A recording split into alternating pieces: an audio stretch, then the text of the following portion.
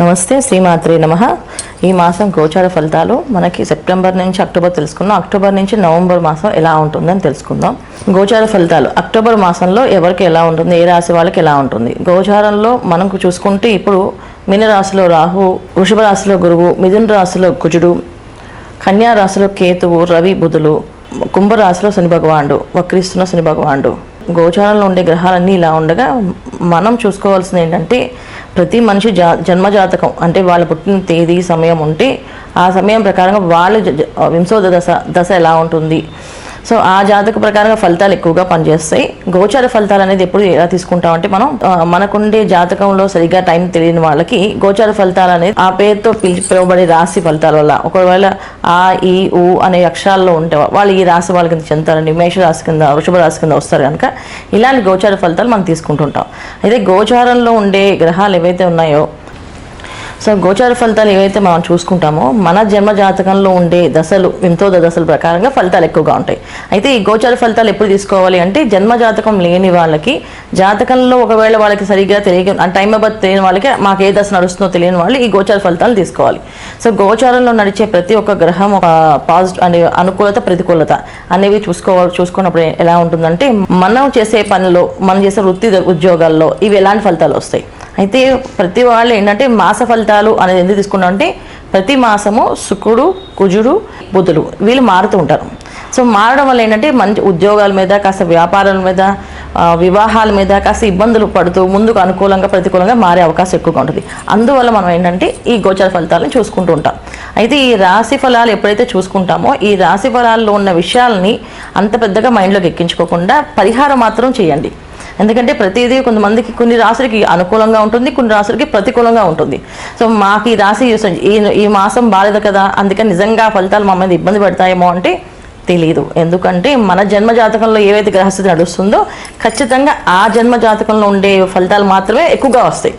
గోచార ఫలితాలు అనేది కాస్త తక్కువగా వస్తాయి. కాకపోతే ఇబ్బంది అనేది పడతాం ఖచ్చితంగా. వర్షం పడితే గొడుగు పట్టుకు వెళ్ళినట్టుగా మన లైఫ్లో కాస్తంత ఇబ్బంది వస్తే దానికి మనం పరిహారం చేసుకోవాలి. అలా పరిహారం అనేది కంపల్సరీగా పాటించండి. ఏదైతే పరిహారం ఉందో అది మీరు చేయడానికి ప్రయత్నం చేయండి. ఇప్పుడు మొదటిగా మనం చూసుకున్న రాశి ఫలితం ఏంటంటే మీనరాశి వాళ్ళకి ఈ మాసంలో వీళ్ళకి మామూలుగా మీనరాశి వాళ్ళకి ప్రతి మాసం ఒక ప్రణాళిక వేసుకుంటూ ఉంటారు. ఈ మాసంలో మేము ఈ పనులు చేయాలి అని. ఎందుకంటే మీనరాశి వాళ్ళు ఏంటంటే ఏ మాట పడ్డం అంటే ఇష్టం ఉండదు వాళ్ళకి. సో వాళ్ళే డిసిప్లిన్గా ఉండడానికి ఎప్పుడు సిద్ధపడుతుంటారు. అంటే ఎవరో వీళ్ళకి వచ్చి చెప్పడం కంటే మేమే మార్చుకోవడం, మేమే డిసిప్లిన్గా ఉండడం అనేది మంచి ఫలితం అని చెప్పి వాళ్ళు అనుకుంటూ ఉంటారు ఎప్పుడు. అలా ప్రతి మాసం ఒక ప్రణాళిక వేసుకోవడం, ఆ ప్రణాళిక వాళ్ళకి ఇబ్బంది కలిగించే అవకాశం ఎక్కువగా వస్తుంది. అయితే ఈ మాసంలో కూడా వాళ్ళకి అలాంటి ఇబ్బందులు కనిపిస్తున్నాయి. కాకపోతే ఏంటంటే మీనరాశిలో రాహు ఉండడం ఒకటి, తర్వాత అక్టోబర్ 9 నుంచి గురువు వక్రించి మళ్ళీ మేషాన్ని చూడడం. దానివల్ల ఏంటంటే గురుచండాల యోగం లాగా ఒక రకంగా ఏంటంటే చేసే వాళ్ళ పనులు ఏవైతే పూజా పురస్కారాలు చేస్తారో వాళ్ళకి ఆలస్యము, ఆటంకాలు, అడ్డంకులు కనిపిస్తున్నాయి. పొద్దున్నే 6 గంటలు లేచే వాళ్ళకి 8ంటికి లేవడమో, 9ంటికి లేచి లేవడమో, లేదా 10ంటికి దేవుడి రూమ్లోకి వెళ్ళడమో జరుగుతూ ఉంది. అలాగే ఉద్యోగాల్లో రాణింపు ఉండేవాళ్ళు, ఉద్యోగాలు చేసేవాళ్ళు, వ్యాపారాలు చేసేవాళ్ళు కాదు ఏం వెళ్తా రోజు చేసే ఉద్యోగం కదా ఇవాళ దేవుడి సేవ చేసుకుందాం.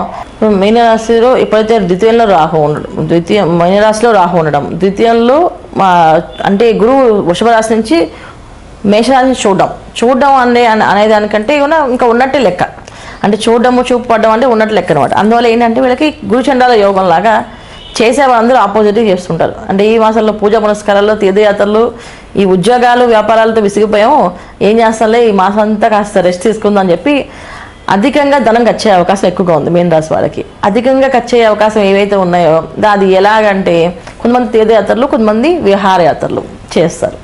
సో వాళ్ళకి అధిక ఖర్చు అంటే దానివల్ల వస్తుంది. ఎందుకంటే చతుర్థ స్థానంలో ఉన్న కుజుడు పంచమ స్థానంలోకి మారినప్పుడు కాస్తంత ఇబ్బంది చూపించినప్పటికీ కూడా వీళ్ళు మాత్రం ఇబ్బందిగా ఫీల్ అవ్వకుండా ఏం కాదు అని చెప్పి వాళ్ళు ఉండే ప్రొఫెషన్కి ఆపోజిట్లో వెళ్తారు. అంటే ఎవరైనా సరే ఇప్పుడు పొద్దున్నే లేచామో ఆఫీస్కి వెళ్ళిపోయామో అనుకునే వాళ్ళు ఆఫీస్కి వెళ్ళాము, ఈ పూట దైవారాధన పూజ చేసుకుందాం, అయితే ఈ మాసంలో వచ్చే నవరాత్రులుగా వస్తాయి కదా అమ్మవారికి సేవ చేసుకుందాం, పొద్దున్నే గుడికి వెళ్దాం, మధ్యాహ్నం గుడికి వెళ్దాం, సాయంత్రం గుడికి వెళ్దాం, గుళ్ళో భజనలు చేయడం, గుళ్ళో పూజలు చేయడం, ఈ విధంగా చేస్తుంటారు. ఇలా చేయడం వల్ల మంచి ఫలితాలే. కాకపోతే ఏంటంటే మనం చేసే పనికి ఆపోజిట్గా ఈ మాసంలో ప్రతిదీ జరుగుతుంది. అది కొంచెం ప్రతికూలంగా కనిపించే అవకాశం కనిపిస్తుంది. ఎందుకంటే అధిక ఖర్చు చేసే డబ్బులు ఖర్చు పెట్టే దాంట్లో ఏంటంటే ₹1 ఖర్చు పెడదాం ప్లేస్లో ₹10 ఖర్చు పెడతాం. అనుకోకుండా తెలియకుండానే. ఇక ఇంత ఖర్చు అవుతుంది అని లెక్క చేసుకుంటే అక్కడ ₹1 కొని రాకపోవడం, అంటే వస్తాయి అనుకునే ఎక్స్పెక్ట్ చేసే వాళ్ళకి రాకపోవడం, ఏమీ రావు అనుకునే వాళ్ళకి రావడం అనేది ఈ మాసంలో ఎక్కువగా కనిపిస్తుంది. సో అందుకని మీనరాశి వాళ్ళకి ఈ విధంగా పూజలు పురస్కారాలు చేసుకోవడం అనేది మంచి ఫలితమే. ఒకవేళ పూజా పురస్కారం వద్దు, బద్ధకం వచ్చి ఆరోగ్య సమస్యలు వచ్చి ఇబ్బంది పడుతున్నాం అంటే వీళ్ళు మాత్రం ఖచ్చితంగా పరిహారం చేసుకుంటూ ముందుకు వెళితే అన్ని అనుకూలంగా మారే అవకాశం ఎక్కువగా ఉంది. ఇంకోటి ఏంటంటే మీనరాశి వాళ్ళకి కుటుంబ పరంగా సపోర్ట్ దొరుకుతుంది. ఎప్పటి నుంచో కుటుంబానికి దూరంగా ఉండేవాళ్ళు, కుటుంబంలో కొన్ని గొడవలు వచ్చి విడిపోయే కుటుంబాలు ఈ మాసంలో కలిసే అవకాశం ఎక్కువగా ఉంది. కుటుంబాలని కలిసి సరదాగా పండగలా చేసుకునే అవకాశం ఎక్కువగా కనిపిస్తుంది. అందుకని కుటుంబంలో సపోర్ట్ దొరుకుతుంది. కుటుంబ పరంగా ఏదైనా చేయాలనుకుంటే కుటుంబం వాళ్ళతో కలిసి వ్యాపారం చేసిన అభివృద్ధి అనేది బాగా కనిపిస్తుంది ఈ మాసంలో. ఒకవేళ మీరు ఎవరైనా వ్యాపారం చేయాలనుకుంటే ఇంట్లో వాళ్ళ చేత ₹1 తీసుకోండి పెట్టుబడి కింద. అంటే వాళ్ళు మొత్తం పెట్టబడినా వాళ్ళ చేత ₹1 పెట్టుబడి తీసుకొని మీరు వ్యాపారం మొదలు పెడితే అది మీకు దినదిన అభివృద్ధిగా మారే అవకాశం ఎక్కువగా ఈ మాసంలో ఉంది. సో వ్యాపారస్తులు ఎవరైనా, ఉద్యోగస్తులైనా ఎవరైనా సరే ఇంట్లో వాళ్ళ చేత నుంచి ₹1 తీసుకొని అది మీరు దాచిపెట్టుకోవడం వల్ల మీకు లాభంగా మారే అవకాశం ఉంది. ధనస్థానంలో పెట్టుకోండి. ₹1 తీసుకెళ్ళి ₹1 తీసుకొని ₹1,00,000 తీసుకోండి, అది మీ ఇష్టం. కానీ ₹1 తీసుకొని అది మన ధనస్థానంలో పడడం వల్ల దినదిన అభివృద్ధి అనేది ఉంది. ఆర్థిక ఇబ్బందులు ఎదుర్కోకుండా బయటపడే అవకాశం ఎక్కువగా ఉంది మీనరాశి వాళ్ళు.